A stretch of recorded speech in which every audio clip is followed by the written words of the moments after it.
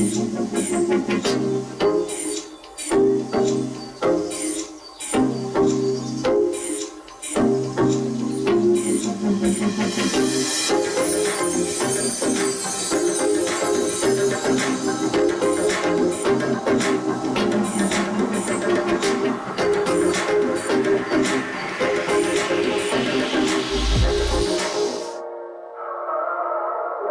up with Mikie Mahtook.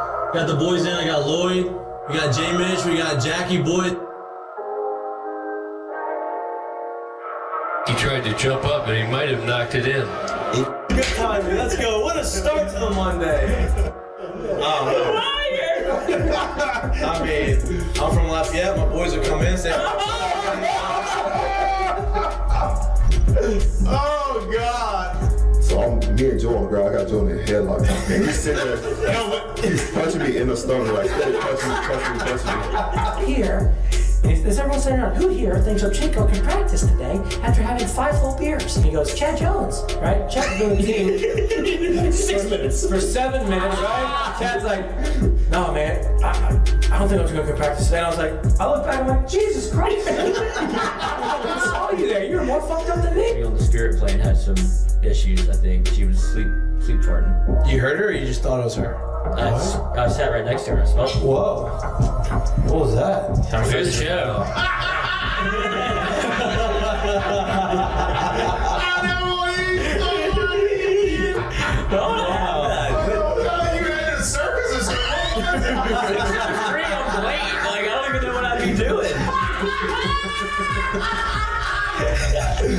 Now, when you do go to spring training, are you going to bring your chinchilla and your turtle? My dad tell you about it? The SEC is, God, they hate fat people. I mean, I get crushed for that. You know what I mean? It's like, come on, man. Hey, just the South, bro. You got a bunch of food down here. Like they should. Look at Lloyd. You know what, Lloyd? You're looking for a recruiting coordinator, coach. I'm here. He's like, I'll piss my pants right now. No way. We're wearing gray pants, long gray pants. He goes, I'll piss my pants right now.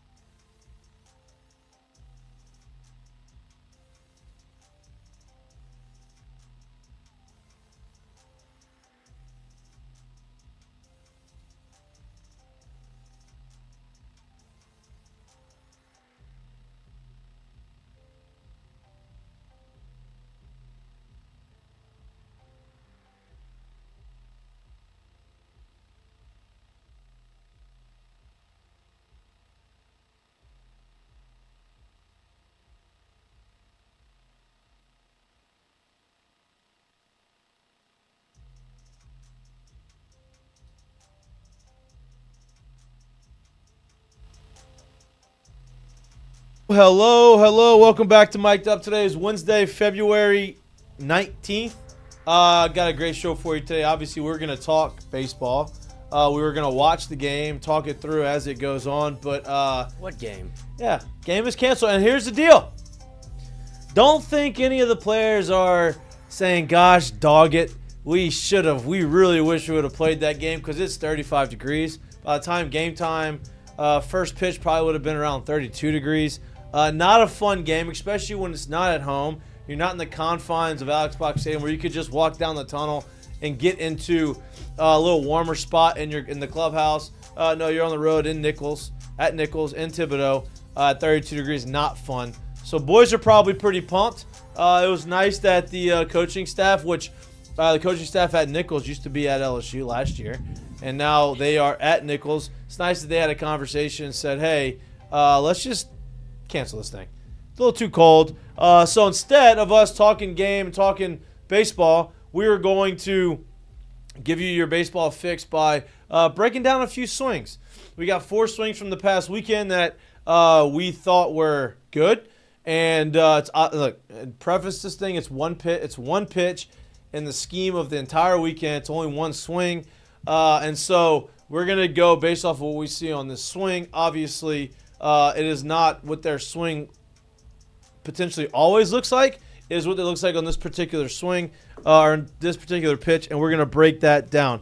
It is Wednesday, so it's Ask Mikie and Mitch. Throw your questions in the chat. We'll get to them throughout the course of the show. We're going to also talk a little bit around the SEC.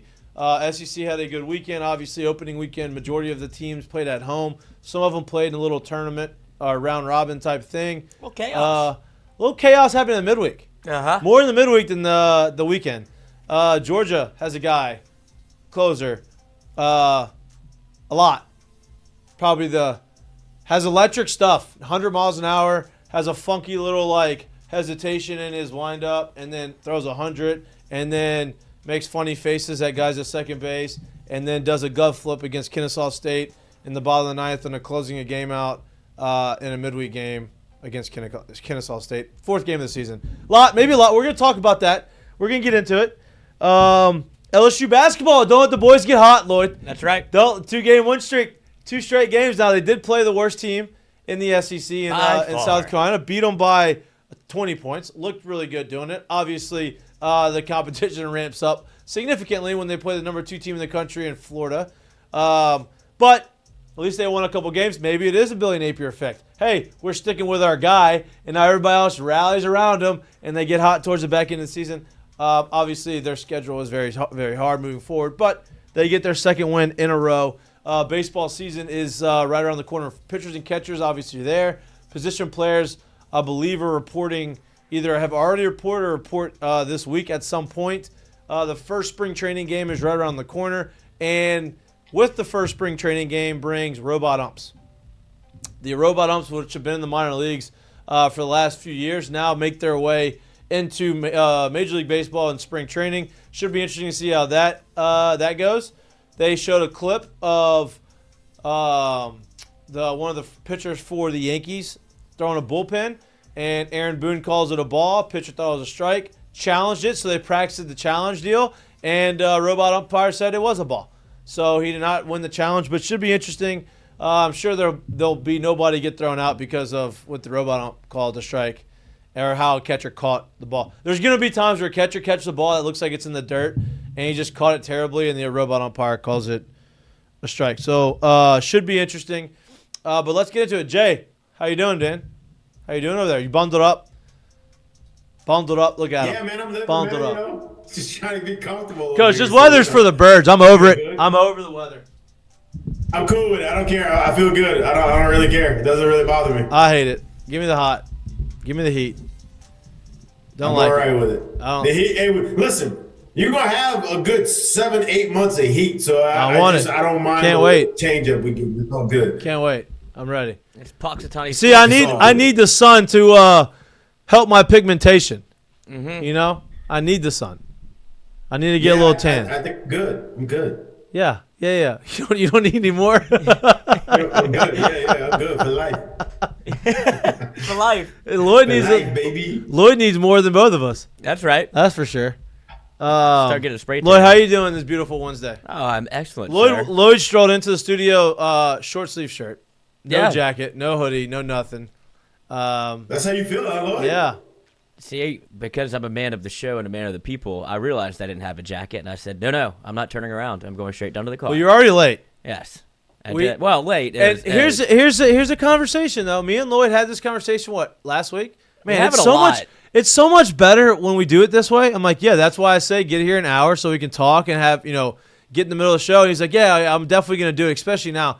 And the last 2 shows, 5:20. Well, shows up. He gave me a laundry list of things to do right as he was saying that. He's like, "Oh yeah, when you get to the studio," I was like, "I was just about to pack it up." He's like, "Well, don't forget to do this." No, this, and this, okay, and then we have Jared. this, and if you could send this, I was Jared. like, well, fuck it, I guess I'll do it right Jared, now. Jared, the total Jared, and time, Jared, you know. the total time that it would take to do the tasks that I asked him to do would be 35 seconds. Oh, and can you text Kuhn also on the way? No, and see if that was when he was in here. He's lying. See, he's fibbing. The same way he fibbed about. First off, can you text Kuhn as if like that's some guy? What are we talking about here? Is that like climbing Mount Everest? Like how long Thank does you. that take? Well, Thank you. Yeah, you didn't hear the full story. It was, hey, I know you wanted to get Bryce Kuhn on. Did you text me? Oh, also I was not looking how- at my phone and I forgot. Also, not how that happened. Do you mind doing it right now? And I was That's like, yep. also not how that happened. That's not anywhere close. Somewhat close. Yeah. But words. You know how I know he's full of shit right now? You know how I know he's full of shit right now? Because he doesn't even want to put the camera on it while he's I haven't talking right set now. up- Because he don't want us to know. He don't want us to be able to smell it right through his face right there. Yeah. That's how I know he's lying. Yeah. But anyway, we're back. We're here. We're doing it. We're talking ball. I just have it already set up, you know? Yeah. Oh yeah. Okay. I'll see what you're I doing. sacrificed myself for the Okay. people. So Right? the game today at Nichols, in Thibodeau against Nichols. This weather, and I want to explain this for everybody, and because I know there's people out there probably on Twitter like, man, they're soft. Everybody's soft. Why don't we just play this game? And you gotta, they don't put an asterisk by the end of the season. Every team's got to play in the same conditions. Those types of things. I get it. Yeah. Do we rather have baseball tonight? For sure. But as a player, hearing that this game is canceled and you do not have to go and brave the cold, that is like the greatest gift that you could possibly have. Now, they may have been prepping for it last night, but if they weren't and they found out today, boy, that's a welcomed thing, because playing baseball in freezing temperatures is one of the worst things Well, and it's out there. a back-to-back. You just played at home. Well, the back-to-back doesn't matter because it's so early in the season. You got a taste of the cold a little bit. You're like, that wasn't that great. I mean, you had Stanfield out there in a hoodie and Ray-Bans. He looks like he wanted to be at home.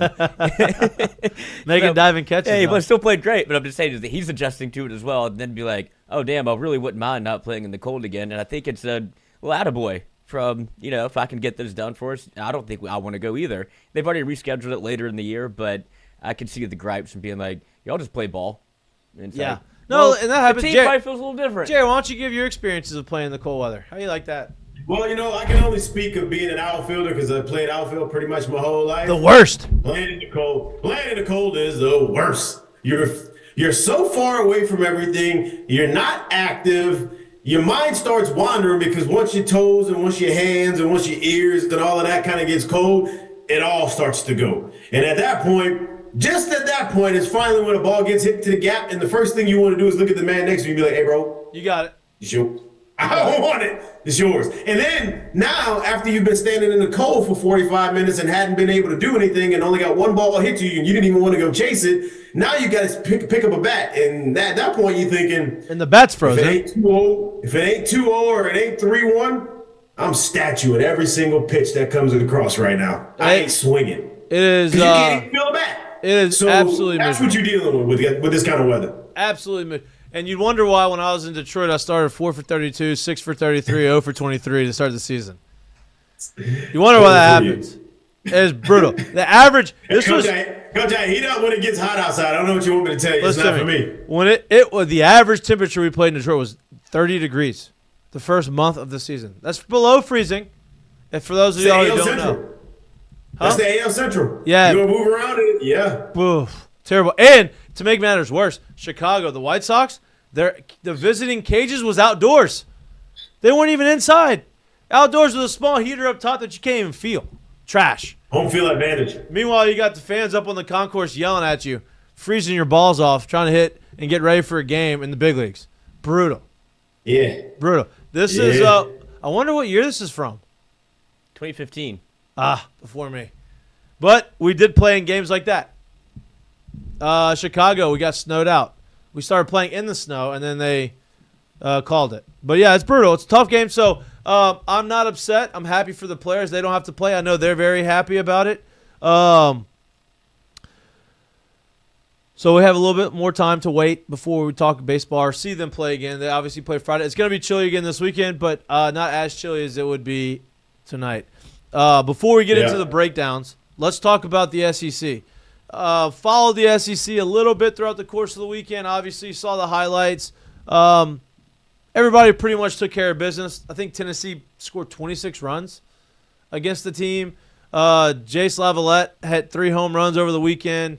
The guys did what they needed to do. Florida, I think a lot of people were very, I don't want to say surprised, but very high on Florida's pitching staff and what they did. Don't they have Randy Johnson on their team? Isn't Florida? Yeah, he looks like him. Lefty? Huh? He looks like him. Yeah, he looks like Randy Johnson. They have another. Their pitching staff kind of opened up some eyes. They have a guy in their lineup I think has hit 4 home runs so far this season. So SEC did what they needed to do. South Carolina, they won their week. They did well over the weekend. Didn't hit as well as Maneri would have liked. He let it be known in the media in his interview that if they Same old Paul. If they keep swinging, if they swing it the way they swung it this weekend, that they're going to struggle with Winthrop, and they did, but they won. He also let him know too. Those kids are coming down from wherever they came down from, and then tough ball. They've been inside all fucking. They've been inside all fucking winter. They're ready to go. They're ready to go. They're coming out swinging. What they don't tell you is they've been inside, so they haven't seen a fly ball in 7 months either. And so sometimes that Purdue Fort Wayne center fielder drops a fly ball because he hasn't seen a ball go higher than 15 feet. Not a drop. That's a triple. Yeah, triple. But SEC looked good. Ole Miss has it always seems like Ole Miss has one guy in the middle of their lineup that looks like he was from the 1990s. Right? A big dude with the tight uniforms, and all he does is hit homers. They have another one of those guys hit a walk-off home run. I think it was it last night or was it over the weekend? He hit a walk-off homer at some point. But the SEC looks good, obviously strong. You're not going to see a ton right now. They're all playing competition that's below their talent level, I would guess. Well, Southern Miss swept Mississippi State at home. Southern Miss, that was not good. That's a tough first series of the year. That's what I'm saying, because we've been catching shit for saying we're sunshine pumping over here because who's LSU played? What have they done? It's like, brother, they hadn't lost because you can rewind 1 year to April 1st when you lost to Southern. This year, right. You 10-run them. It's like it does look like they're a little bit better. So sorry for seeing the positives of a team that looks pretty dominant so far, but go ahead. You go watch you some Mississippi State baseball, see how you feel. And Mississippi State was watch supposed Georgia to be and Kennesaw State and see how. Well, they did win. Well, I'm just saying you got to walk it off and get your coach ejected. Sure, that's Jared. fine. Let me ask you. Did you see the Georgia closer? Yes, I did. Did you see both videos of the Georgia closer? Yes, I did. What's your this thing, whatever that is. 0-2. That was Beauty of a got some good stuff. Pseudo's down looking. This whole situation. And Georgia scores 6 unanswered. Now, let me ask this: is that the Georgia dugout or is that the Kennesaw State dugout? A beauty of a bender. That's Georgia's dugout. Okay, well, I mean that would have made it way worse if it was Kennesaw State. Well, a fair question to ask after all of this. I mean, that's a valid question. Yeah. Yeah. So where I'm at on this thing is there's levels to it. Okay. Yeah. First and foremost, I'm all about. I enjoy the young guns being able to go out there and celebrate and have some good times. Right. Like I'm with that. I don't have a problem with that at all. Also, time out. There's a couple things. Southern Miss did not sweep Mississippi State. I just read it. Mississippi State's 3-1. But go ahead. Sorry, Jay. Shuts out Mississippi State. Golden Eagles off to a 5-0 start. Either way, it's a fucking loss. Yeah. Go ahead. Sorry. But there's a couple things. The first thing is the tongue to the guy at second base is crazy work. Crazy. Hey, listen, this is baseball. It will, without a doubt, happen where that's going to sting them. And the rest of the league and people that face him will not let him live that down. Right. It just is what it is. And I would imagine he's probably not going to be doing that every time he gets to 102nd. That's one. The second thing is, hey, bro, y'all just beat Kennesaw State, bro. Yeah, right. I don't really want to see you throw no glove. Give me the big daddy. Come over here. Give me some love. Man, if you go do that against Tennessee on a Friday night, fine. We can talk about it. Yeah. We can talk about it. And you better have the numbers to back it up. And you better be able to do it going forward. Yeah.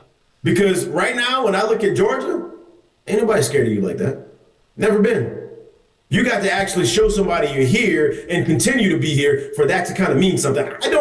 Right now, to this day, I still don't even know the kid's name yet. So that's a problem when I see that. I love the celebration, but also know who you are and where you are. And I don't really know if that one fit him in this situation. Did that play right there? Like why did Wes Johnson get thrown out? Like what caused the ejection? Do you know? I don't know. No. I don't know either.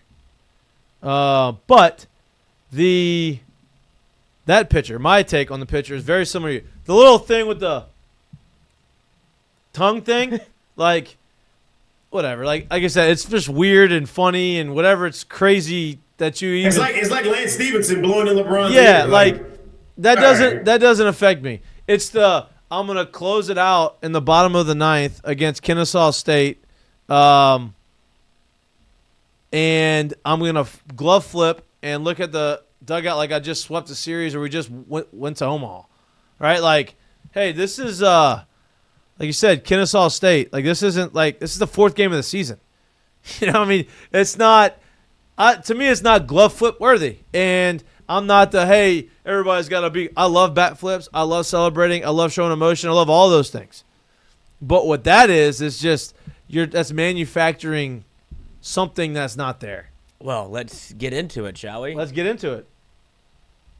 In the fifth and sixth innings prior to Johnson's ejection, the Georgia hitters had struck out 4 times and left 2 runners on base, and the Bulldogs' momentum was fading as quickly as their win probability. Hey. Georgia trailed 4-2 entering the seventh. After the first pitch of the inning, Johnson was tossed by the home plate umpire for arguing about a pitch clock violation and made sure to get his money's worth and was escorted out by police.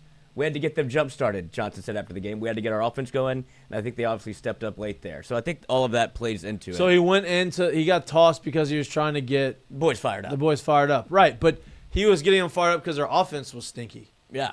Right? I think it played into the whole emotion of, like, that game was very much a back-and-forth. Teams were barking at each other, and I think that's where it got – I mean, I don't want to say they lost control of the game, but I think it just became – I'm going to say it once again. You're playing Kennesaw State, for sure. bruh.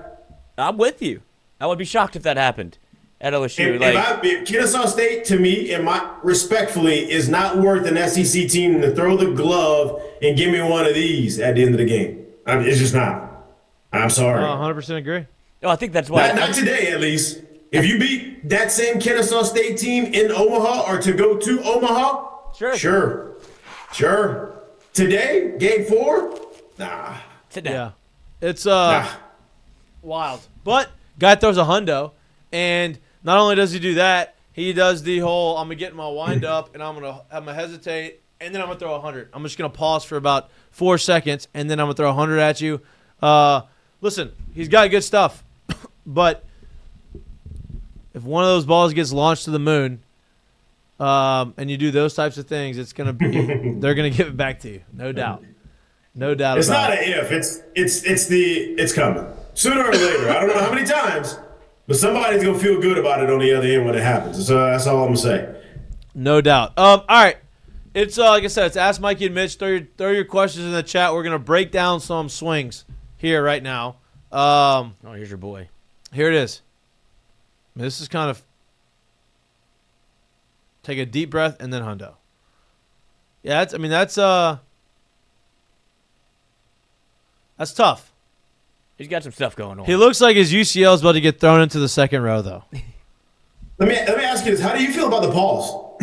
like being able, as a hitter. I hate it. I hate it. Unless he does it. Unless he does it every pitch. I mean, why do you hate it? Because I can't get. It's hard for me to get my timing. Like I had to face Kenley Jansen in the big leagues, and Kenley Jansen threw me 4 pitches, and all 4 pitches were different windups. One was a normal windup with a little hitch at the bottom. All right, I've never seen him. First time, boom. Second one was quick pitch. Third one was I'm going to go down, I'm going to go back up, and then I'm going to pitch it. And the fourth one was another hesitation. It was like all four were different. So, it messed up my timing.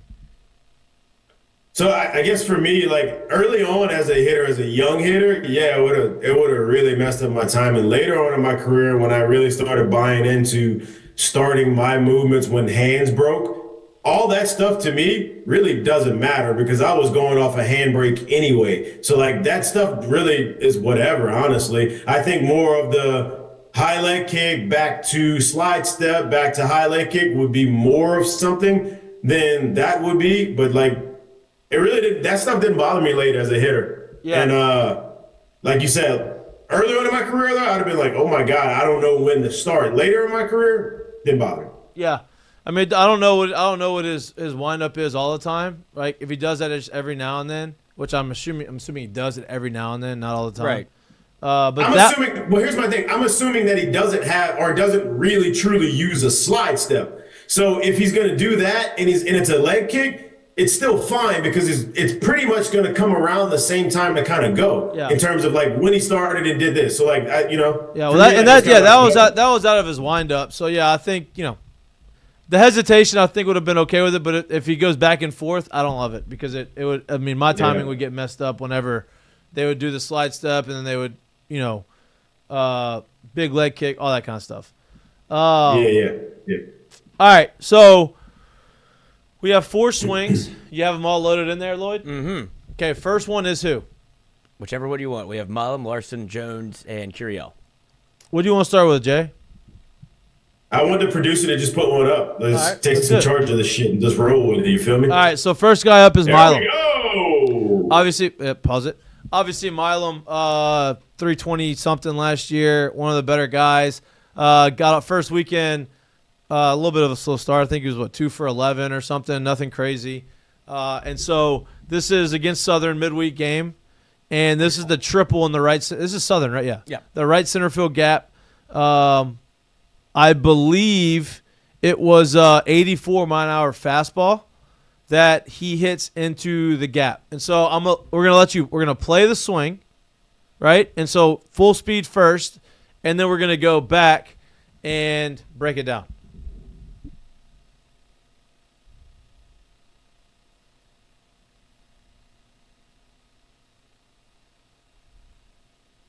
I like the leg kick. I like the rhythm. Jared, you want to start this one off? Yeah, sure. Let's do it. All right. So for Lloyd, me, when I'm watching this thing, go ahead, Lloyd. I'll tell you when to slow. Yeah, go ahead. Slow it down. Slow it down when he starts to load, Lloyd. Stop. So he's gonna have to stop and go he's gonna stop and go quick. It's truly because of where he is with his upper body, which I don't think there's nothing wrong with it. There's nothing, it's a style thing. I think it's a comfort, it's a feel thing. But this really reminds me of a smaller, more fair-skinned version of Mo Vaughn at this time, right? Like that leg kick with the upper body kind of hunched over it right there, but he's in the fight. I love everything about it. He's stacked on the backside. He's not drifting. He's not falling. He's able to move forward. I love where he's at right here. Yeah, I like everything you said. I like what I like is when he's in his back leg and he's got separation. He's got some load here with his back elbow. So if you see, he's almost like he's coiled up and he's ready to just absolutely just release it through the baseball. He does it. He's in rhythm. He's on time. He's loaded in his backside and stop. And so right there, he's just ready to go. Now, where this could get bad is if he doesn't really fully get into his backside and everything starts to just roll forward at the same time. Then you're going to start to see him get outside on his front foot, catch balls out in front, hit balls off the end, roll over something because he's not staying in his backside. All right, now, Jared, you're back up. Roll it again, Lloyd. All right, stop it here. There's where it gets really pretty for me. So as you can see his head, shoulders, hips, knees, you can literally draw a straight line right up and down through that, and they're all stacked and connected and together. And look at the extension that he has through the baseball right here. This is a beautiful swing right here. And that's why this ball short hopped the wall in right center on what, 84-mile-an-hour fastball? Yeah. Right? Which because compared of what he was able to actually supply himself on that side of it. Yeah, which compared to what they've been facing all spring going in, that's like a changeup, right? And I think what I really like about this is he was able to stay balanced enough to where instead of moving forward with his body, all he was doing was just catching the baseball out more in front, and then he was able to stay through it, right? Stay through it to be able to drive the ball into right center, right? Like it's sometimes when you feel like you're ahead of it, you try to get there and you try to cheat and you come out of your stance and then you just roll over it or you run out of bat. This time he was able to stay balanced, be able to stay through it, hands flat through the zone, and he was able to drive the ball to right center because this ball wasn't hit soft. This was a line drive, the right center field gap that short hopped the wall. Great swing. It probably his best outcome or hardest hit ball that he's had so far this year, which is good to see going forward. And 84-mile-an-hour fastball, and you think in your head, oh, that's 84, like that's easy. Yeah, but when you're facing 94, 95, 96 regularly, 84 is like a changeup. So, I like the swing a lot, and hopefully you can continue to have more of these. Anything else you see in it that you want to talk about? No, that's it. That's it. Yep. All right. Next one up is Ashton Larson. Hey, Our guy. I'll start this one off.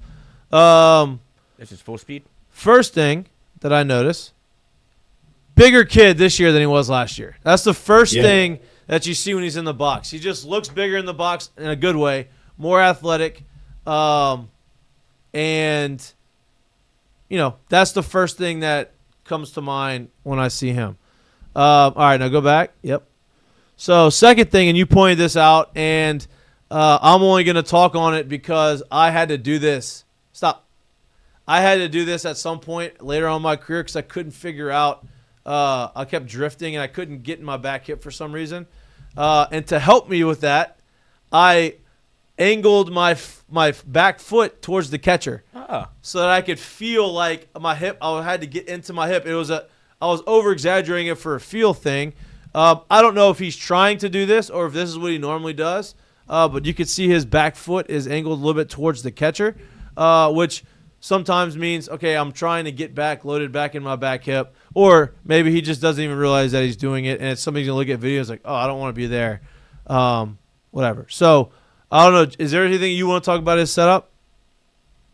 No, that was it. That was the biggest thing that I noticed here when I looked at this is the back foot that's angled there, and I don't know if he's doing it there purposely. I don't know if he doesn't know that he's doing it, but initial signs usually when you see something like that is a person that feels like they're either not getting the feeling or they don't feel like they can actually stay into that backside the way they need to. So you almost kind of preset it in terms of by angling that back foot that way, it almost turns your hips into it a little more, which allows you to kind of stay in the fight as opposed to you kind of drifting off and completely opening as soon as you go to launch. Yeah. It kind of keeps you in the fight a little bit more. So it's a little bit of a way to cheat the situation.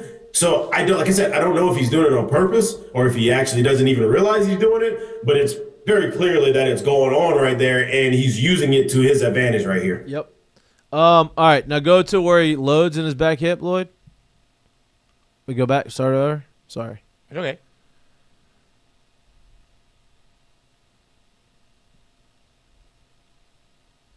And then when he loads, I want you to get to where his front foot hits the ground. Stop. Oh, I had it too fast. That's all right. That's fine. That's fine. So, based off of what I'm seeing on the load to launch, right, ready to go, it feels like a couple things. It feels like he almost started a little too late, in a way, right? Like he started. You talk about, hey, I always start when he breaks his hands. Maybe he waited a little long because it feels like he rushed the load, but he was able to get his front foot down enough, right? And he was able to he has great hands, right? He's a handsy hitter. Sometimes it's a good thing, sometimes it's a bad thing. You want to be a handsy hitter at the back end of your swing, not in the front end of your swing. And so he gets his foot down on time, right? So he doesn't have as much in his hip, but he's able to get through it. Now finish, go at contact. Yeah, right there. So he's able to get through it, and you see how he's a short, low finish? This is his home run to right field, right center field. And so he's able to catch up, and he's able to keep his hands in the slot and stay in the zone. I liked where his hands get. I like the fact that his barrel is his hands are above the baseball and his barrel is flat through the zone so that he can get this launch, and his finish is great. 87-mile-an-hour fastball. It's out to right center. So here's what I see here, which is why we saw him, in my opinion, why I think he's so scary, and he's one of those guys that I feel like as the season progresses, he's got to be in the lineup because he has this kind of ability. Lloyd, if you back it up just a hair, and we're going to see another example later as we kind of keep going where you'll be able to understand exactly what I'm talking about. But I like to look at, so that back foot and that back knee, I think of those two like as the relationship, and the better you are as a hitter of keeping that back knee over that back foot and being able to ride that relationship until you actually launch, usually is the better connected you are. And for him to be able to take a fastball and not really be able to do it and still do this shows you what kind of ability he has. Stop it there, Lloyd. See how quickly that back knee is lost and it's already moving forward and it's already taken off and didn't truly ride? He has the ability, and it's not if you can or if you can't. This is things people work through. You lose these fields, you bring these fields back, and they kind of go back and forth. By him being able to get this result and still doing this lets me know that there is so much more in that tank and so much more that he can do. And that lets you know how scary this guy can be. So this is why he's one of those guys where I look at and I'm like, man, he's one I hope they find a way to continue to keep him in the lineup because he's only going to get better and he's got a ton of talent. Yeah, and I think whenever you do kind of lose your backside a little bit too early, the one way to overcompensate or to like do something like this whenever it's not completely perfect is having your everything connected, right? So like not losing your hip and then losing your hands too. So like when you do that, now everything comes out, you got nothing, right? Now if you kind of go forward a little bit, but you're able to get here like he was and stay connected, you're able to keep your swing, and if you get the barrel to it, you still will have enough to be able to get it out or drive it in the gap, which is what he does right here. This is a homer on 87-mile-an-hour fastball. And so to Jared's point, he's scary because he's got so much more left in there, so much more juice left in there to where he could either start earlier and hold it and then get ready to go and have so much more room for error. But great swing. And for me, and sidebar too, for me too, it's not only just about the juice. Like you got to imagine, the better he is at holding that knee over that back foot, over that back toe, and the better he is at holding that backside longer, the better he's going to be on legit breaking balls, on legit off speeds, on stuff that he's not able to truly recognize right out the hand. Because obviously, as you can see from the waist up, he's doing that already. He's done a really good job of being able to keep his hands back and be able to stay in the fight. Yeah. So the better he can connect that against better quality pitching, take it off. And I don't want people to misunderstand what we're saying. Like when we say back hip, we're not saying get in your stance and like, oh, he's got to be ready, and then now he goes. Like that's not what we're saying. We're basically saying if you're gonna do it, like you want to be. I have no room to do it, but you want to be able to hold it and then go forward, right? You don't want to be able to. I'm not saying sit on your backside to where you're just loaded. And then you go from there because that's not good either. You want to be able to put yourself in your back hip to where you can be athletic and you can kind of go at your pace and be able to react to the pitches that are going that way. And you're not going to be on time perfectly for everything. You just want to be on time for the fastball. And if you're loaded right, you're able to adjust to the breaking ball, which you're going to be out in front of, but you're still going to have they're still going to have some pop behind it. So great swing. A lot more in there, obviously, and I think he's going to continue to earn his way in there. And once he really gets, because listen, dude, you could have watched my swing my freshman year, my sophomore year, my junior year, and then watched my swing my last 3 years in pro ball, and it was not the same, right? Like you're gonna understand yourself more as you go. Yeah. Yep. Next up is the freshman Curiel. Curiel, I'll let you get this one because you love it. I love it too. Or just let it play through. I will say this: all 4 of these swings, you'll see they all 4 have a different load, but they all do the same thing. All right, run this one back, Lloyd. So this is the swing I was talking about in terms of back knee. Now look, pause it, Lloyd, right here. Pause it. Understand when I talk about this, the relationship that you establish is what really matters. So when I say that back knee and that back toe, it doesn't necessarily truly have to be directly over the toe. But the relationship that you've established and you don't let it leave early is what becomes something that lets me know that you're able to hold that backside. So something he does really well when he starts, and this is a move, I was never able to do this move. I've never really even seen someone be taught how to do this move, but I think a lot of guys that either have it and can do it, they just can do it. Like their body just works that way. But if you watch him, when he starts to load, his back knee actually makes a move that goes backwards towards the catcher. And I think that allows him to hold that backside even longer. But watch his back knee and back toe relationship and how long he's able to hold that. And he rides it out. Yeah, see how like the hips kind of turn, but the knee doesn't fly forward. The knee stays stacked where it is, and it doesn't come until later.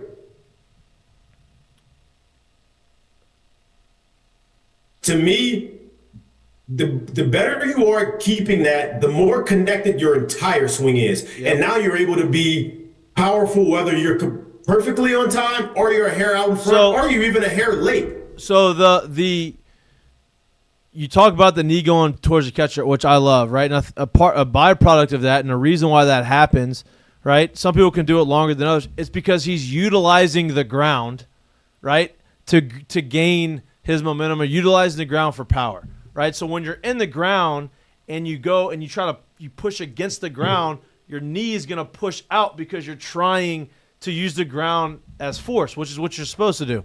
So he gets in his backside, he does the same thing, and then when he launches, everything is connected and then comes down. It's so tight to his body, and he's able to get to it and then extend through it, like everything. Well, I'm gonna tell you this: even when I got good at using the ground and using the ground force, my knee still didn't do that. Right. So like everybody doesn't have that. Right. He does. And like I said, I've never actually seen someone be taught how to do it and be like, hey, let's see if we can make that knee go backwards. Usually the guys that have it, they just know how to do it and it just happened to have it. Because when I started learning how to use the ground, right, well, I still couldn't do that. It doesn't help that I was knock-kneed and you have a little bit of that in there too. That doesn't help. Point. Yeah, that doesn't help either. That. Yeah, right. That's literally my point. Everybody can't do that move. That's exactly what I'm saying. Right. But the way he finishes the swing and how tight he gets with it, I love that. I love everything about it. This is a breaking ball and a 1-2 pitch slider that he hits out. So I love his swing. Obviously, there's a reason why he's playing. There's a reason why he's getting hits. Obviously, his swing and the way his swing is structured looks really good. And looking forward to seeing what else he does through the course of the year. Because if he's doing that right now, first game of the season, already get his first homer, that's a lot of pressure out the way.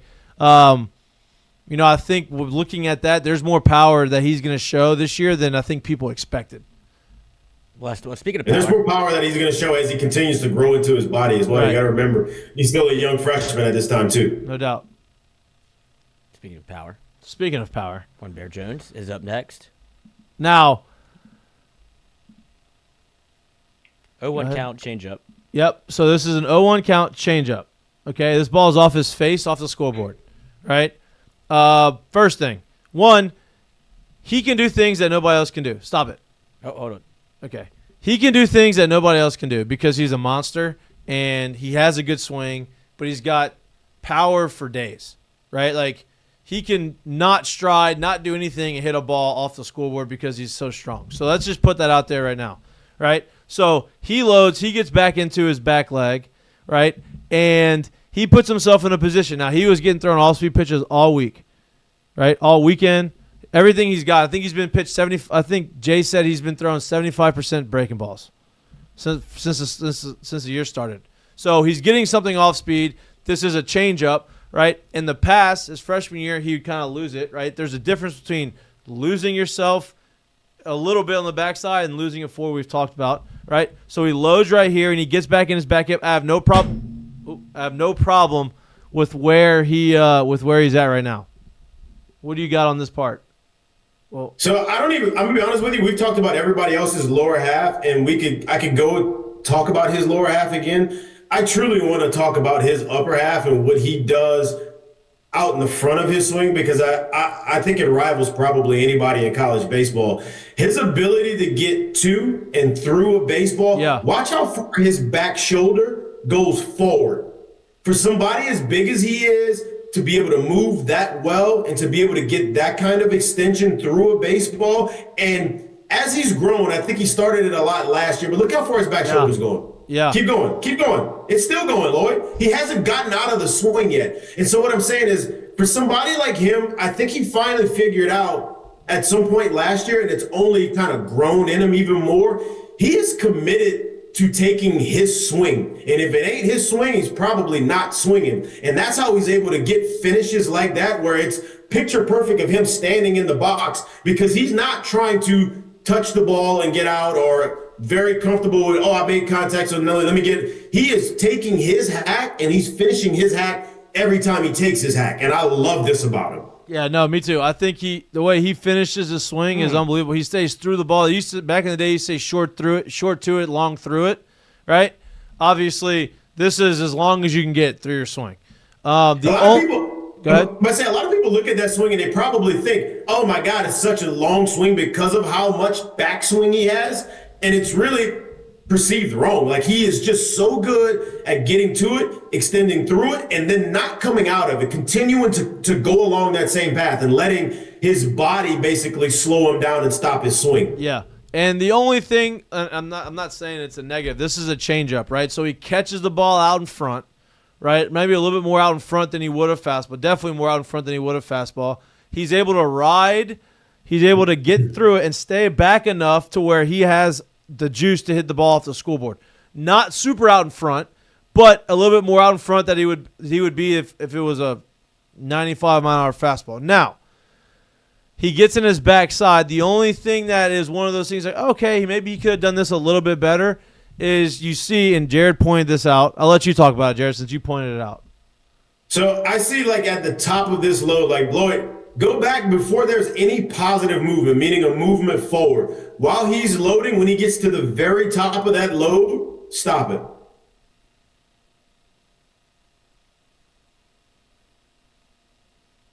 So and honestly, you could probably go back just a hair right before that. But as he gets to the top of the load, you'll notice that the first move from that spot is his hips will take kind of a 45-degree angle up, which lets me know that you've already come out of those legs just a little bit, which lets me know that there's even more juice and more control and more ability and more authority in this swing, which is, for somebody that's 250 pounds, 6'3", an absolute giant, man, like, there's no pitcher that wants to see somebody like that completely sink it all up. And I'll tell you on the other side of it too, man, it's so hard for big dudes like that to completely sink it all up. But if he's able to do that and stay in those legs and continue to use that, oh my God, it's scary. Yeah. No, because look, he's got so much potential. He's got so much raw ability. And he didn't do it a ton. Like, he didn't come out of it. He did a little bit, right? He lost his backside just a touch when he came up out of it.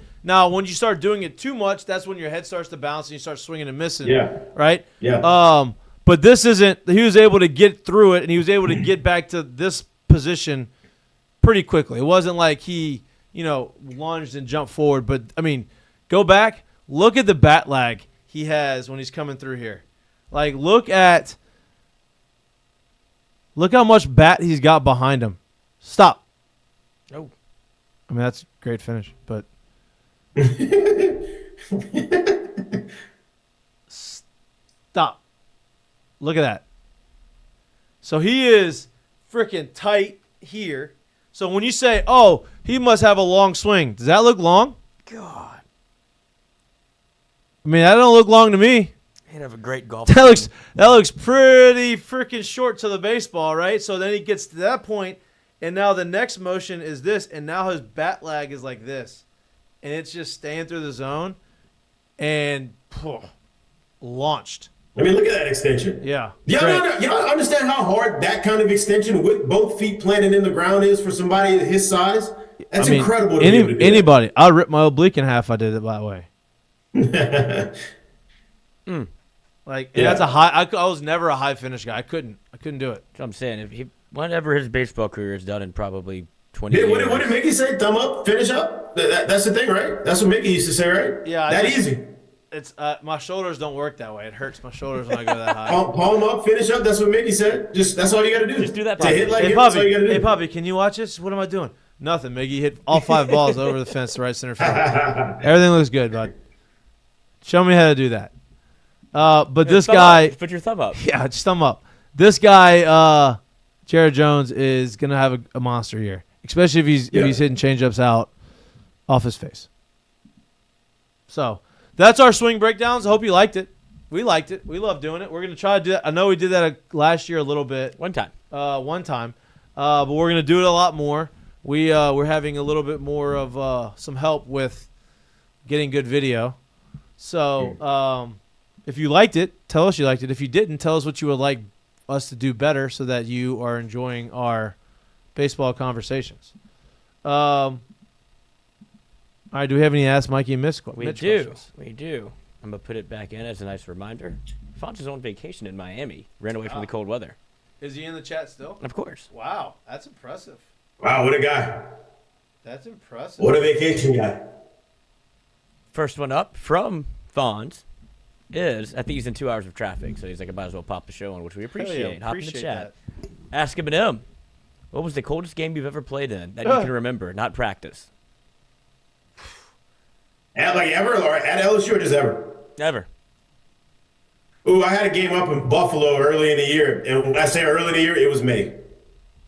Buffalo, May. It was every bit of, I want to say, on the weekend, like 29 to like 35 degrees. But I don't think the wind got under maybe 15 to 20 miles an hour the entire time. And I think 2 of those games, it was slightly raining. What's going on? Good memories. What's going on? So, yeah, that was my coldest game ever. You can imagine standing in the outfield, no heater, no hand warmers, trying to play a game like that. Oh, my God, it was awful. And look, playing those cold games in the minor leagues, way worse than playing in the big leagues. Because the minor leagues, you don't have any of the resources you got in the big leagues. Big leagues, you got nice heaters. Yeah. Everyone's got really every dugout is connected to a tunnel to a clubhouse to where you could get out of the cold.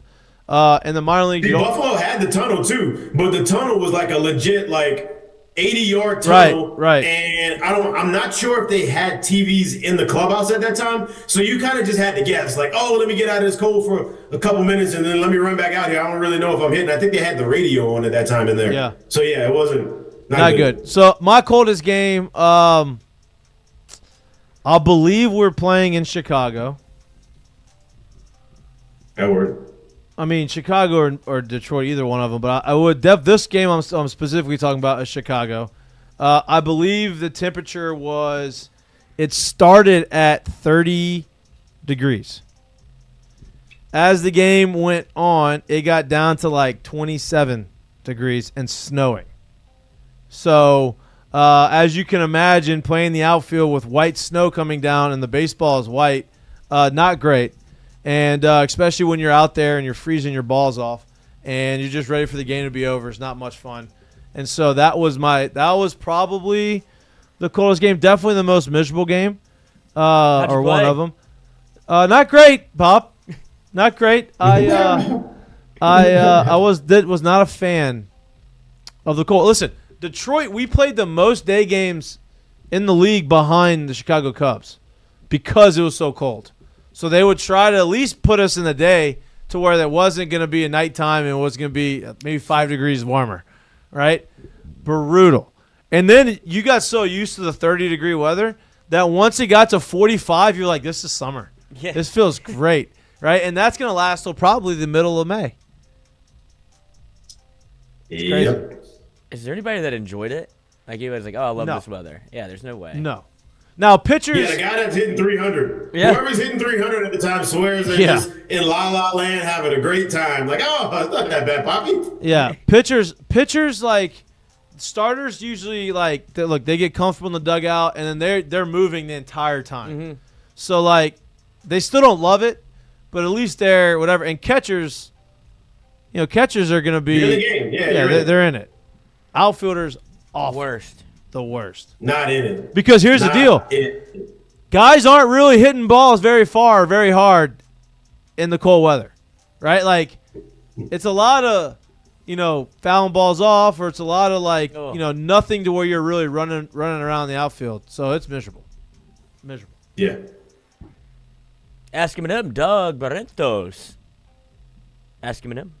You think we will see Girgy this weekend, or do they wait until Monday? I was under the impression he was going to pitch tonight. I think he was going to pitch tonight. But now that's what I think. Yeah, I think he was going to pitch tonight. Like they're in a spot right now where those guys they're not really getting work, but they're also there's no roles defined, if you will, right now. So they're going to run through their guys for the most part, until they get back to the top of it again, right? And so, yeah, I think he was going to pitch tonight. Honestly, I don't think that was going to wait. So I would imagine you'll see him on Friday or on the weekend, some point.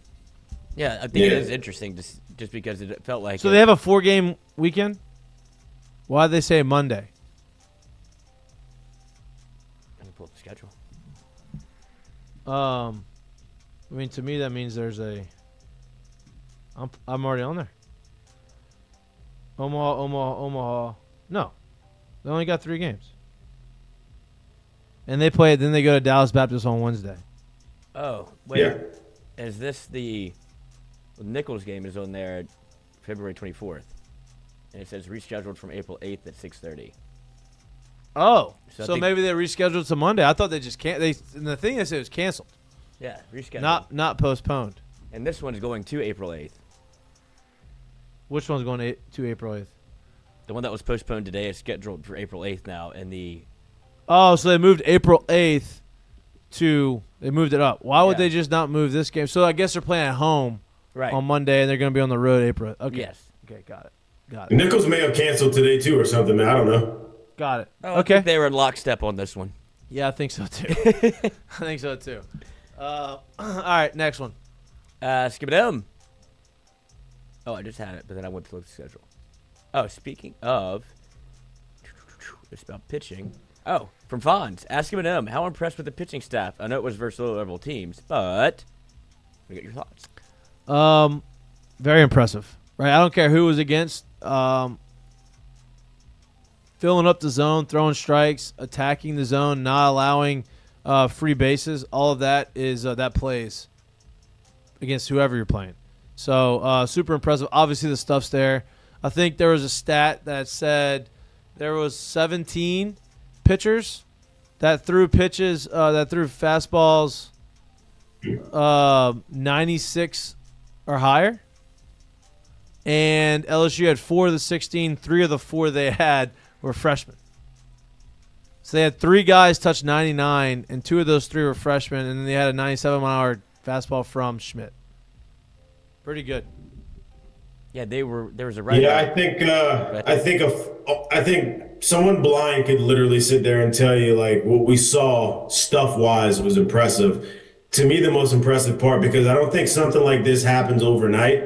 I think it's actual like legit buy-in and the ability at that point to now go out there and execute, because all those guys got here because they found ways to throw strikes and get outs, and they obviously have good stuff, like as a high schooler or coming from wherever they came from. So for me, when I watch what they did and to strike out 45 and then only give up 2 walks and then continue it into the week, lets me know that it is a legit mindset for them, which I think that competition mindset of, I'm coming for your neck, dog. Every single time they touch the ball, I think that plays so well for not only a pitcher, but a pitching staff. And it's very obvious that that's where they are, and I'm loving that that's where they are. Because it takes legit buy-in to do that. Ask him and him. Fonz. Do MLB teams have sports therapists? Does college teams have them? Mikey would know if they had one. I don't want to talk about it. I do want to talk about it a little bit. Yes, they do. I know Jay has been very vocal about the mental side of sports, the mental side of baseball, and they have a guy. LSU has a guy they use for that. Major League Baseball teams or organizations, they also have one, and you're starting to see guys get their own guys as they progress forward, right? Because some guys feel they don't feel as confident maybe talking to the team sports psychologist because, I know he's not supposed to tell the team, but, I mean, he's technically hired by the team. So, is he telling them kind of the mental demons that are going on, and is that going to affect whether or not you get called up or sent down or traded or whatever? So some guys kind of get their own guys. But, yeah, they definitely have them. It's a lot more prevalent now than it was when we first came up, but they do.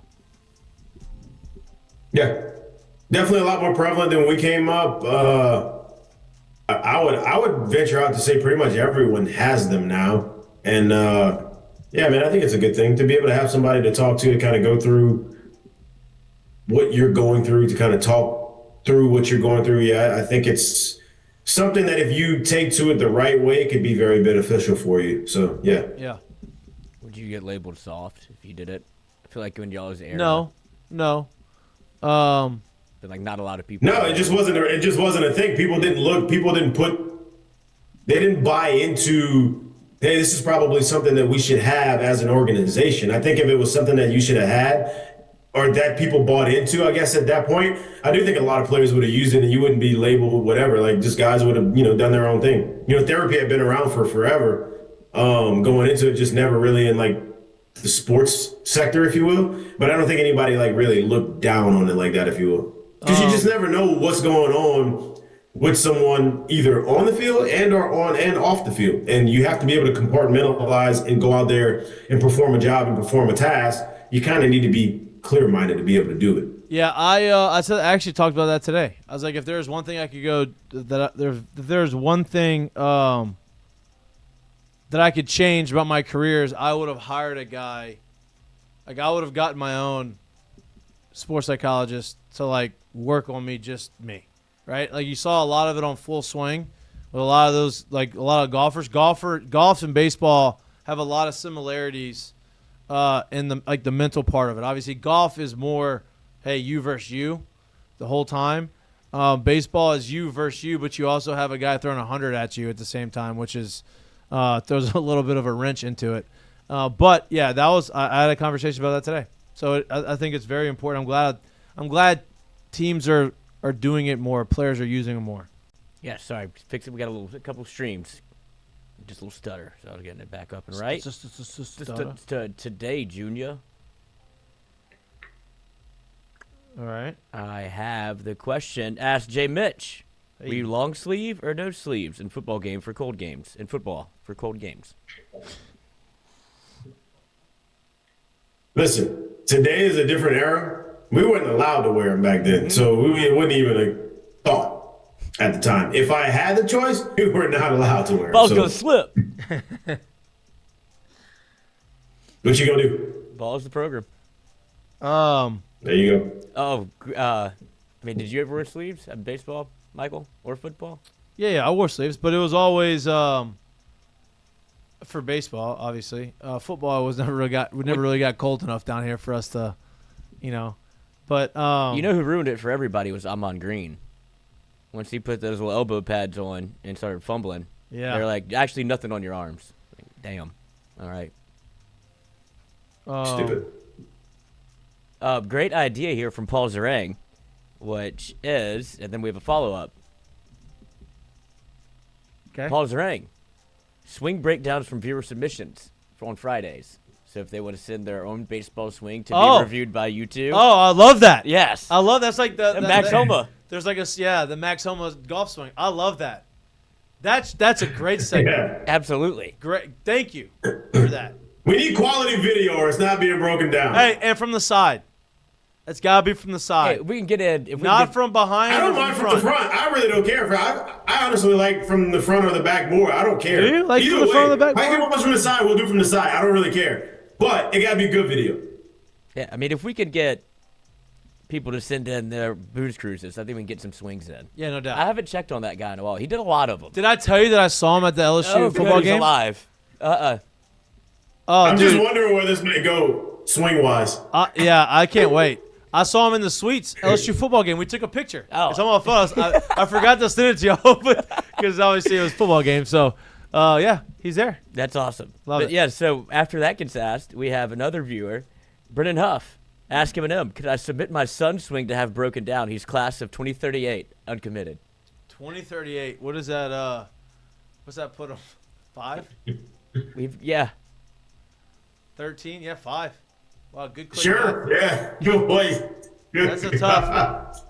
It's well, we're trying to teach. I don't know if a 5-year-old's gonna be able to like understand it, but you know, we can try. We can try. Yeah.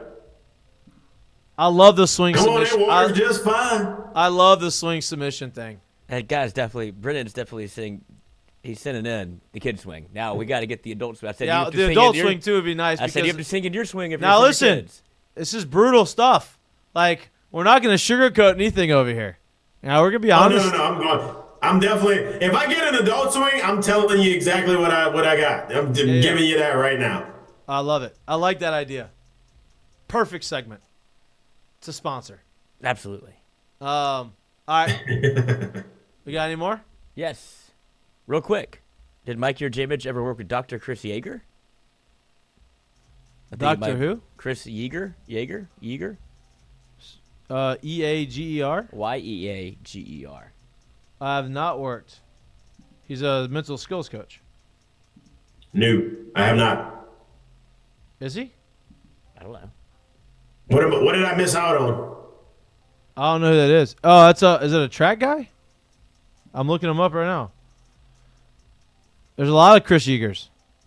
Dr. Chris Yeagers, though? Is it Doctor? Mm-hmm. Dr. Chris Yeager.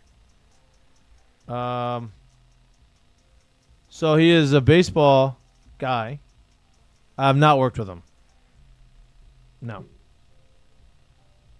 He's got some books, I bet. He looks like a book guy. Anywho. Ask Mikey and Mitch. What non-conference matchup are you looking forward to the most? What conference matchup are you most excited about? What non-conference? Mm-hmm. Let's pull up that schedule again. I already have them up. Non-conference.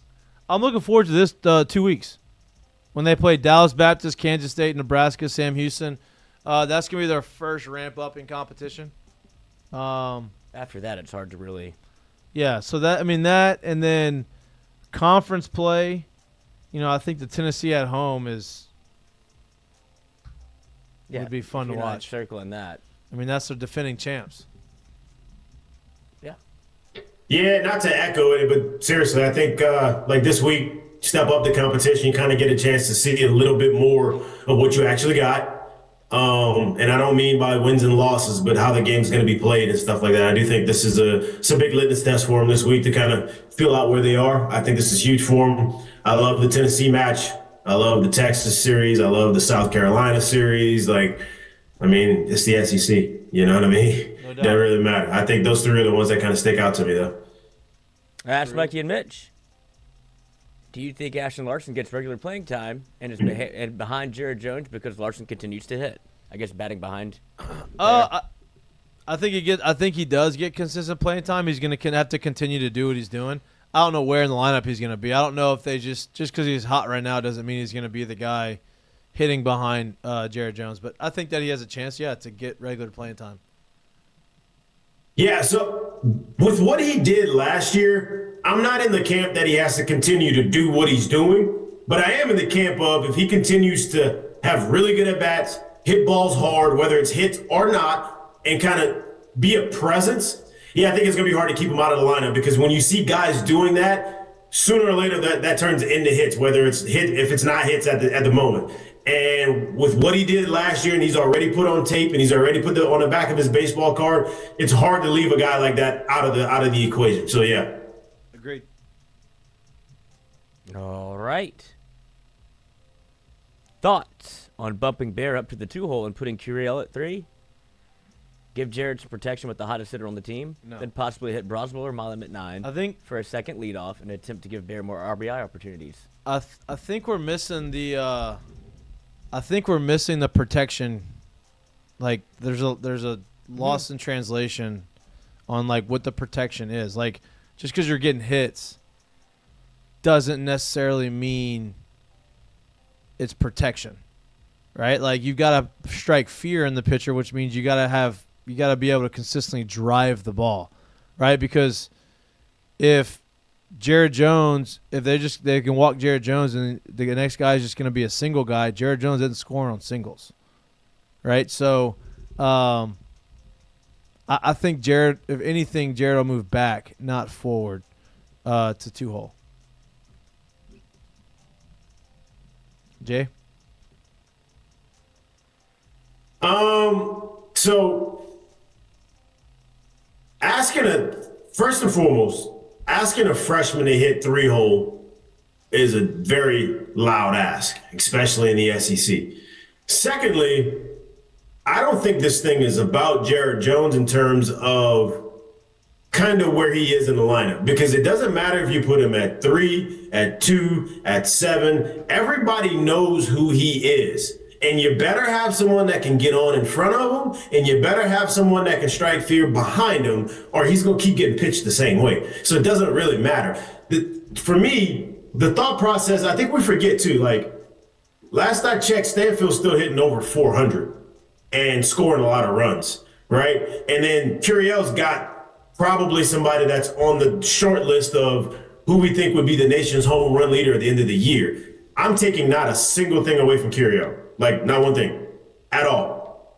But you get a lot of pitches to hit in that 2-hole when you got those two things kind of sandwiching you. Right. So just thinking that if we just move them into the 4 or into the 3 behind Jared Jones, he'd still get pitched the same way, I think it's kind of asinine. I don't really think it would happen that way. And I'm not saying that he wouldn't be able to hit and or handle and or be able to do what he's able to do.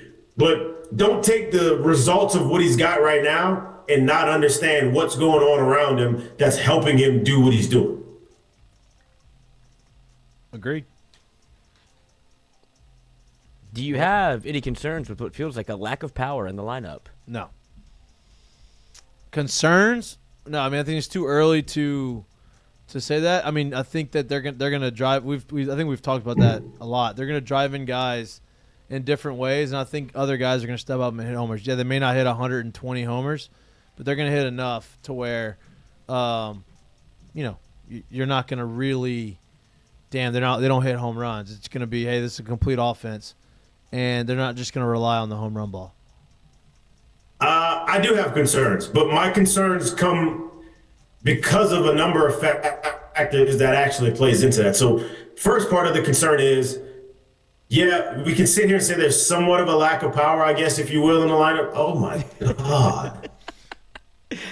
It's really when you're making a good point, too.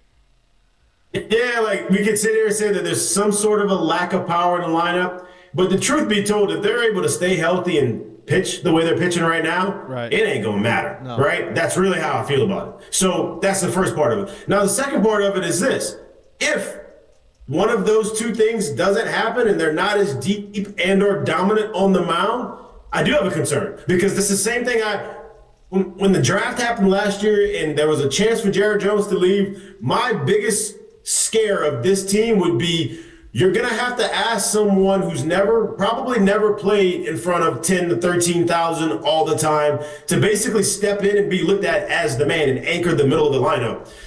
That's a lot to ask, because you sometimes feel bigger. You feel like you got to be bigger than what you need to be, instead of just understanding you are enough already. So we don't know who's that guy that's gonna like, we can't pinpoint right now and sit here and say he's gonna pencil him in for 15 to 20, pencil him in for 20 plus outside of Jared Jones. Right. So who is going to provide that kind of protection behind him? That does worry me right now. Now, I'm not saying it worries me in the sense of I don't think they're a really good team. They got a lot going on. And like I said, pitching it the way they are and being as deep as they are right now, it's not gonna matter, because you're not going to need to score 8 to 10 runs at the game. But that's something I'm looking for as the year kind of goes on. Who is going to step up as that kind of threat, so let you will? me ask you this. Would it concern, like, let's say you look up and there's 3 weeks left in the season and LSU is bottom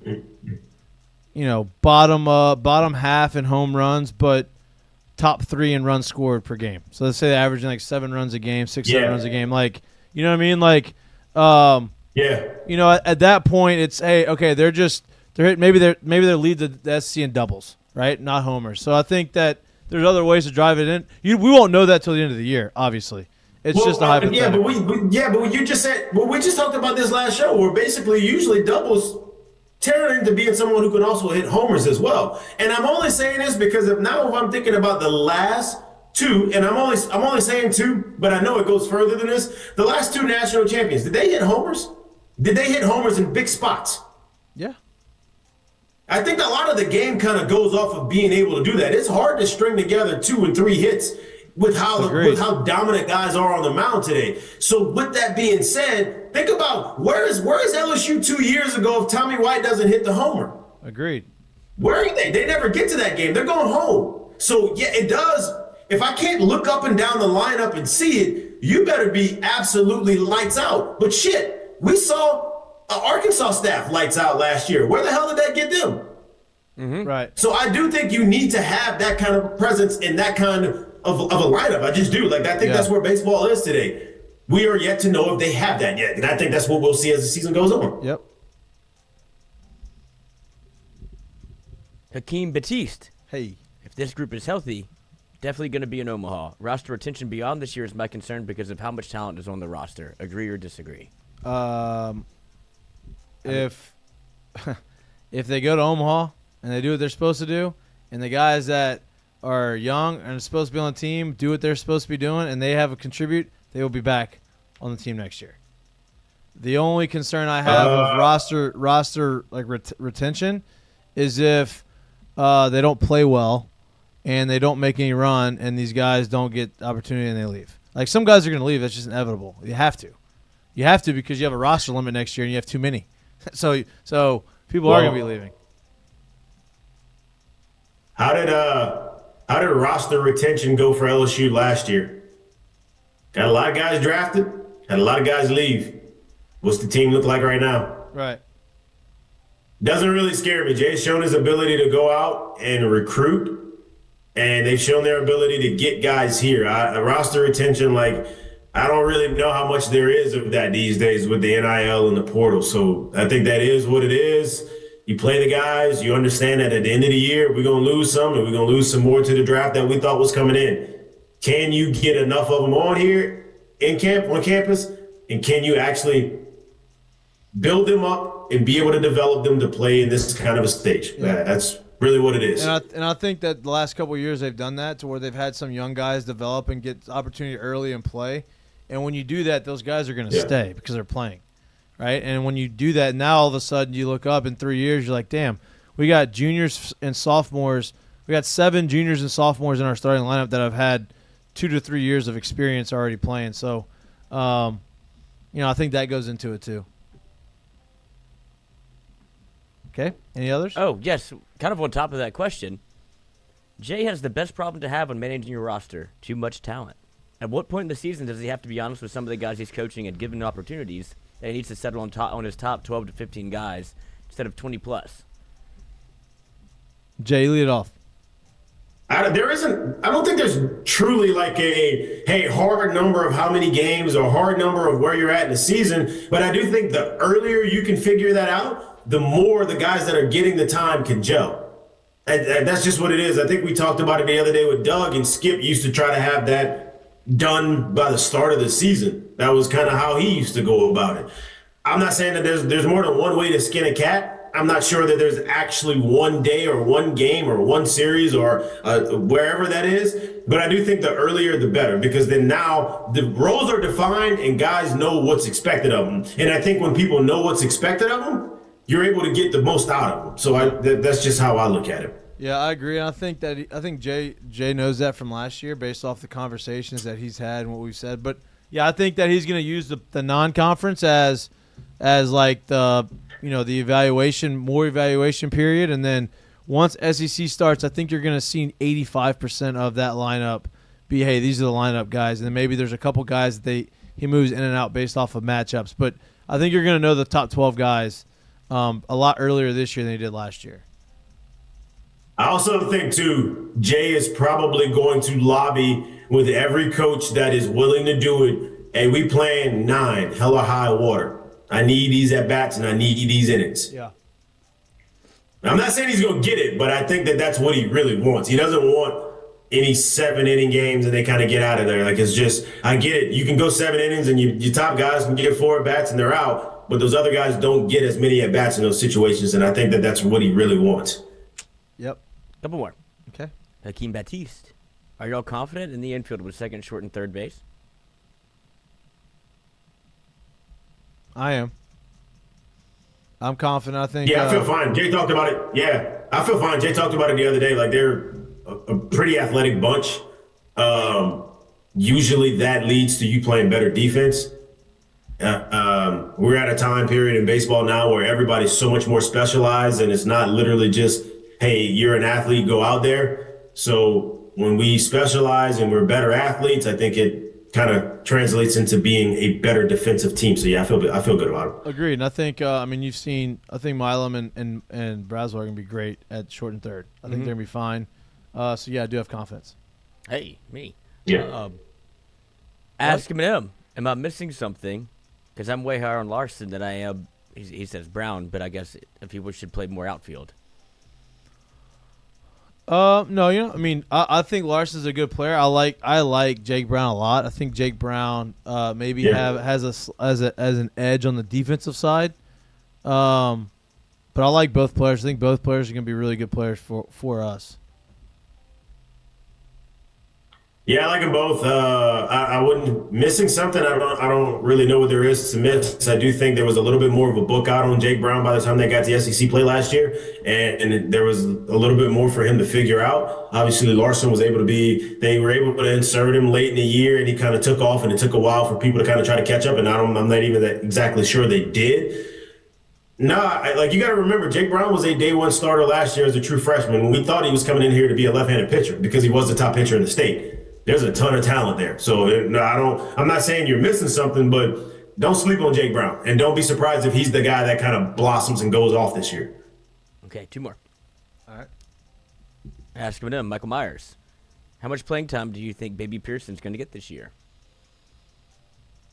I think he's going to get his at-bats. He'll be in and out. He'll be based off of matchups. He'll be depending on how hot he gets or not. I think that it'll be similar to what he's had the first couple years, or first few years, which is at least that's what it seems like right now. Yeah, I brought him up Monday's show for those who saw it, and for those who didn't, he's an interesting one because what I saw in that first at bat is somebody that's able to slow the game down and be present in the moment. And obviously the fundamentals of the swing is really good because to be able to go backside down the line and not foul, make that ball a foul ball, lets me know that he's flat through the zone and he's doing what he's supposed to do. So the presence that he has, and he's got some thump as the year goes, if they're not able to get power presence, I wouldn't be surprised if someone like him is trying to swing his way into the lineup some way, somehow. I wouldn't be surprised. And I'm saying that, and I'm not trying to have like a cop-out, but they are so talented that you may also see him with 50 or less at-bats this year. Did I miss the question? You say Josh or John? I said Baby. I misheard the question. I thought you said Josh Pearson. We said Baby Pearson. You said John Pearson. I agree with Jared. I'm sorry. I could take I thought you were talking about Josh. John Pearson, yes. I do like his swing. I think he could potentially offer some thump in the lineup. It remains to be seen kind of where he fits in. I think DH would be the only spot. Play a little outfield, play a little first. I know, but I agree. Those positions that he plays are pretty much taken. Hey, I'll also say this too. I don't want to put this about somebody else, but we tapped this guy last year, and we actually did the swing section on him last year, and it just didn't play out. But it was very obvious that because of how many opportunities he got, Jay saw something in him. Well, the kid just hit his first career homer last night. Don't sleep on Ethan Fry either. That's all I'm gonna say. Yeah. Fair. Last one. Ask Eminem, who are your top 3 freshmen on the team, and which one do you see being a Gold Glove nominee? I don't know if they do that in baseball for college. I think they do, but it's only one Gold Glove. So like, you don't just. I don't think it's a around the diamond Gold Glove. I don't think. Maybe.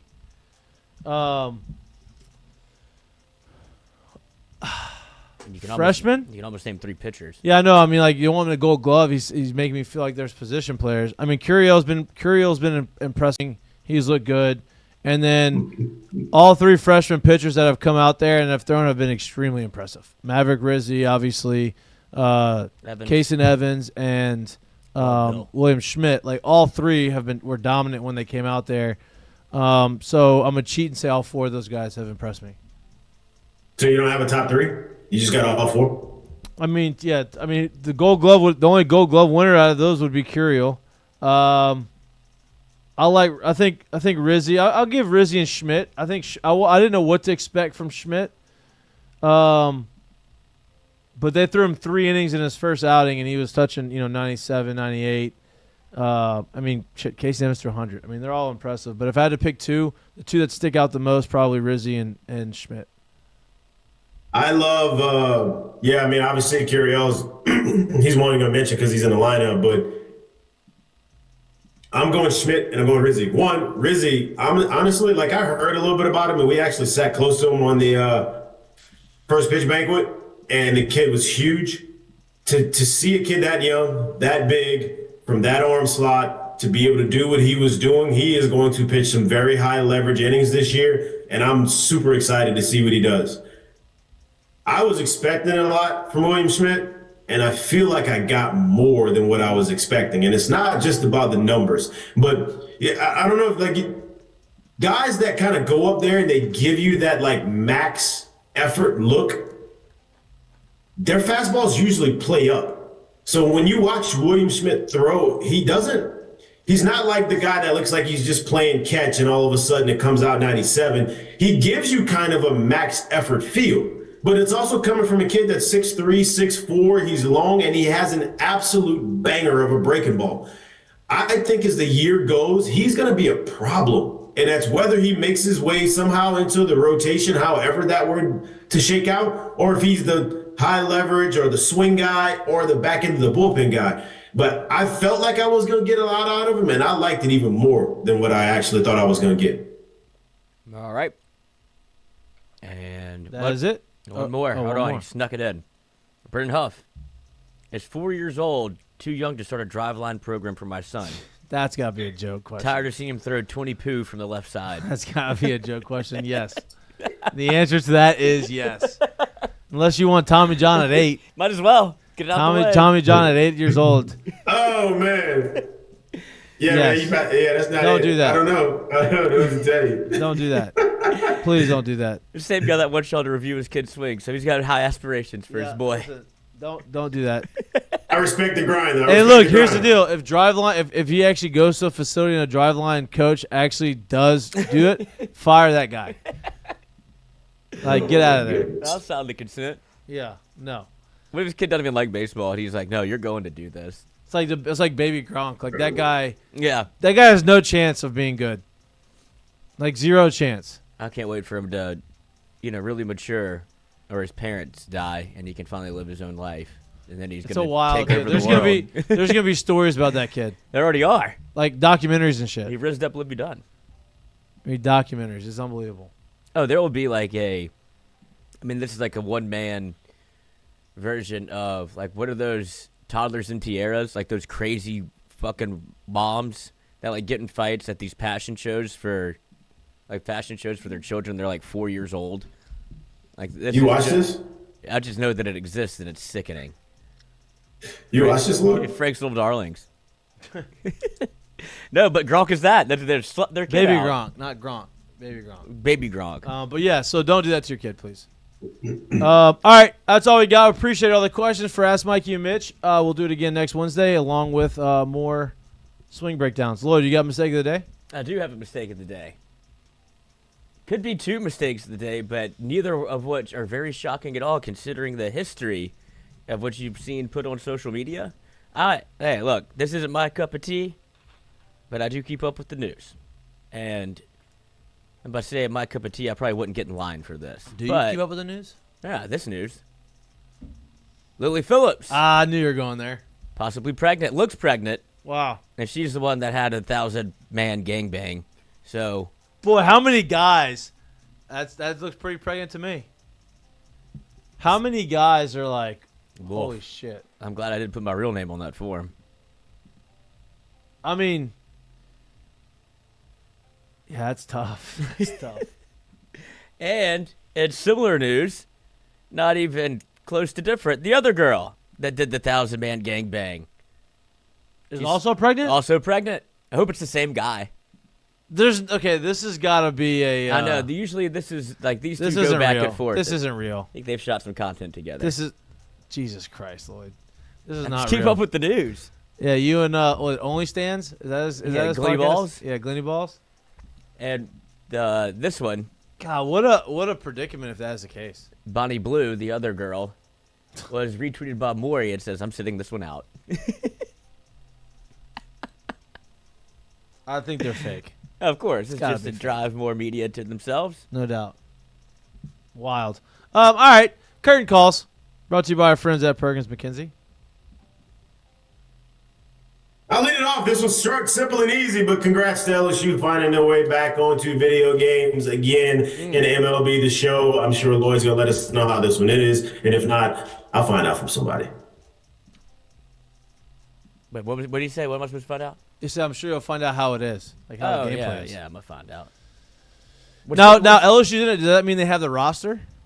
No, Okay.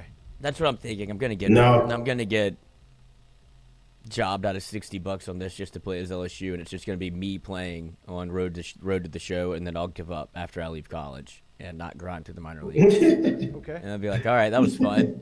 Got to Okay. play 6 games in college, and Yeah. then that was worth it. But I do want to see what it looks like. Yeah, of course. All right, next. Oh, curtain call. I was going to give it. That's kind of what y'all would do. But curtain call. Actually, I'll take it one step farther.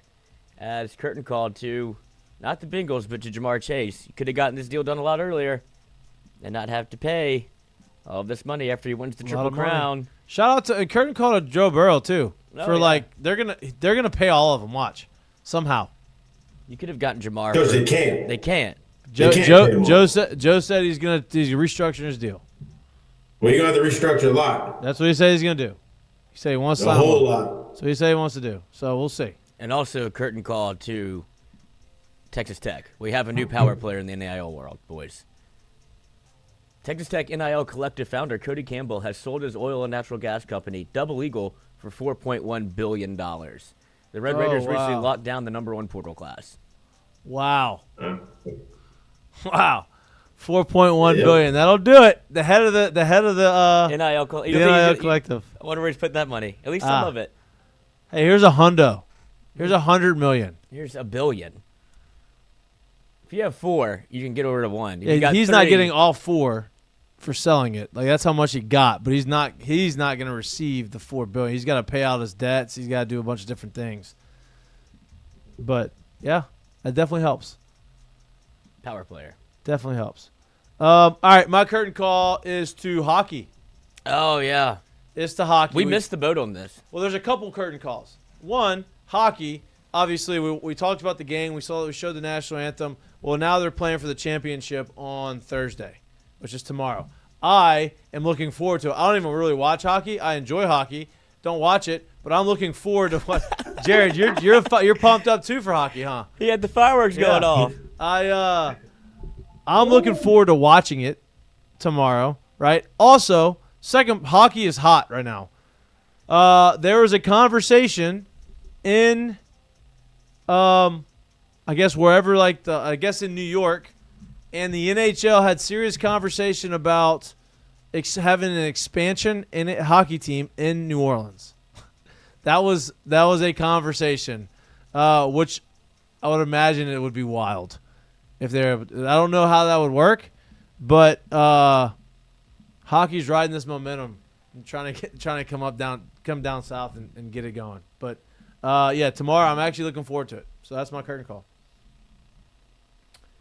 All right, That's all we Do you got think for it'll you. be as electric as the last one? I feel like that. I don't know, but I think there's going to be a lot more hype going into it. Yeah. Obviously, And then people be like, oh, wasn't that cool? I don't think they're going to have 3 fights in 9 seconds. Yeah. But I think the game will be physical. It'll be fun. All right, enjoy the rest of your night and stay warm. Wrap your pipes. Oh, Wrap your pipes. You don't want what happened a to Bonnie Blue situation. You don't want a Bonnie Blue situation. Supposed to get cold. Is cold. Supposed to get colder. And we appreciate y'all. We appreciate y'all tuning in. Please like and subscribe to our YouTube channel if you can't watch us, but you like listening to us or anywhere you get your pods.